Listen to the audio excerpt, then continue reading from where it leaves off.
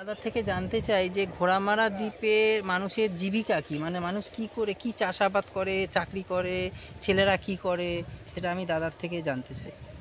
আমাদের এখানে ধান চাষ হয় এবং মোটা ধান হয়, সরু ধান হয় এবং দ্বিতীয়ত কি এক আধ দিন মাটি কাটাও হয়। আর সমস্ত ছেলেপুলেরা এখান থেকে বাইরে চলে গেছে। আর পানের বরজ আছে, পানের দু চারটে বড় আছে, তেমন কিছু নেই।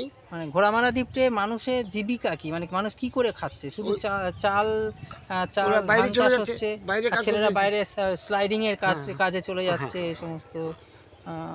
এখন বন্যার পর থেকে সমস্ত বাইরে। বন্যায় কি সমস্যা হয়েছিল তোমাদের? ওরে বাবা, বন্যায় সমস্যা মানে বাচ্চার আমি তো তাগিদে। আইলার সময় 2010-এর পরে একবার, 2009-10-এ যেটা হয়েছিল, তারপরে আমি একবার এসেছিলাম।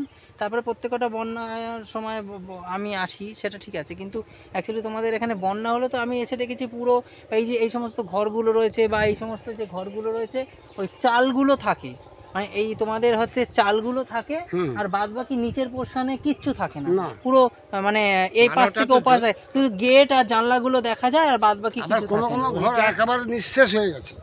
আবার আমি দেখেছি যে পুকুরের মধ্যে হ্যাঁ। পুকুরের মধ্যে পুরো একদম ঘর ভেসে আছে। ঘর ভেসে আছে, না আলমারি পড়ে গেছে, হ্যাঁ, খাট পড়ে হ্যাঁ, গেছে, হ্যাঁ, হ্যাঁ। বিছনা আপত্ত পুকুরে সব। ভাসছে, খুব কঠিন পরিস্থিতির মধ্যে যেতে হয় আর কি।